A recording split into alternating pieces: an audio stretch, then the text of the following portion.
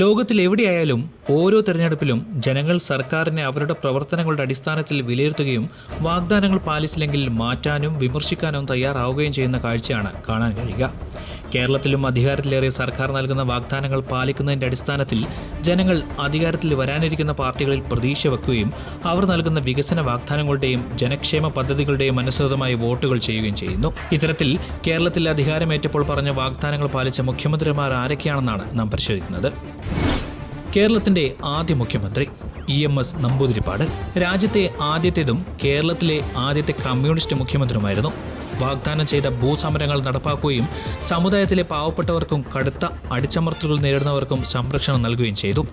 ഭൂമി സംരക്ഷണ നിയമം നടപ്പിലാക്കി ഭൂവിതരണത്തിൽ പുത്തൻ വഴികളൊരുക്കിയ അദ്ദേഹം കേരളത്തിലെ നിത്യവാസികളായ കർഷകരുടെ ജീവിതം മെച്ചപ്പെടുത്താനുള്ള ശ്രമങ്ങൾ നടത്തിയും തന്റെ തെരഞ്ഞെടുപ്പ് വാഗ്ദാനം പൂർത്തിയാക്കുന്ന കാഴ്ചയും നാം കണ്ടു.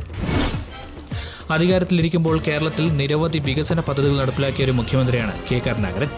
കേരളത്തിൽ ഇൻഫ്രാസ്ട്രക്ചർ മെച്ചപ്പെടുത്താനുള്ള നിരവധി പദ്ധതികൾ നടപ്പിലാക്കിയും അദ്ദേഹം തന്റെ വാക്ക് പാലിച്ചു.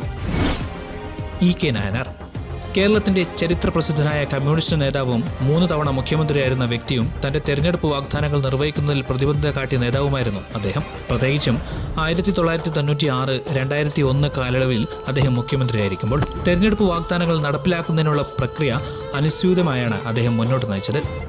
LDFന്റെ പ്രധാന വാഗ്ദാനങ്ങളിലൊന്നായിരുന്നു ഭൂമിയില്ലാത്തവർക്കും കർഷകർക്കും ഭൂമി ഏറ്റുവാങ്ങൽ. നായനാറിന്റെ നേതൃത്വത്തിലുള്ള സർക്കാർ ഇത് നടപ്പിലാക്കി.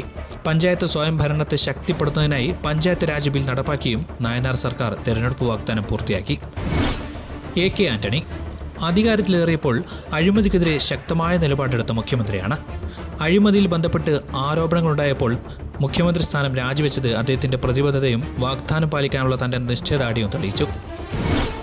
VS അച്യുതാനന്ദൻ സത്യസന്ധമായും നിഷ്കളങ്കമായും അധികാരത്തിൽ നിന്ന ഒരു മുഖ്യമന്ത്രിയാണ്. അനധികൃത ഭൂമി ഏറ്റെടുക്കലിനെതിരെ ശക്തമായ നടപടികൾ സ്വീകരിക്കുകയും ആദിവാസികൾക്ക് വാഗ്ദാനം ചെയ്തവ അംഗീകരിക്കുകയും ചെയ്തുകൊണ്ട് അദ്ദേഹം തന്റെ വാഗ്ദാനം പൂർത്തിയാക്കി. ഉമ്മൻചാണ്ടിയുടെ 2ാം സർക്കാരിനിടെ വികസന പ്രവർത്തനങ്ങൾക്കും ജനക്ഷേമ പദ്ധതികൾക്കും വലിയ വാഗ്ദാനങ്ങളാണ് ജനങ്ങൾക്ക് ലഭിച്ചത്. ജനസമ്പർക്ക പരിപാടിയിലൂടെ സാധാരണക്കാരുടെ പ്രശ്നങ്ങൾ തൊട്ടറിഞ്ഞുകൊണ്ട് അദ്ദേഹത്തിന്റെ സർക്കാർ തെരഞ്ഞെടുപ്പ് വാഗ്ദാനവും പൂർത്തിയാക്കി. COVID-19 മഹാമാരി നേരിടുന്നതിനിടയിൽ വളരെയേറെ പ്രവർത്തനങ്ങൾ നടത്തിയാണ് പിണറായി വിജയൻ സർക്കാരിന്റെ പ്രവർത്തനങ്ങൾ പ്രശംസിക്കപ്പെട്ടത്. വെള്ളപ്പൊക്ക സംരക്ഷണ പദ്ധതികൾ, ആരോഗ്യരംഗത്തെ നവീകരണങ്ങൾ, കോവിഡ് നിയന്ത്രണങ്ങൾക്ക് നല്ല രീതിയിലുള്ള നേതൃത്വം എന്നിവയിലൂടെ ജനങ്ങൾക്ക് നൽകിയ വാഗ്ദാനം പാലിച്ചതായി പൊതുവെ വിലയിരുത്തപ്പെടുന്നുണ്ട്.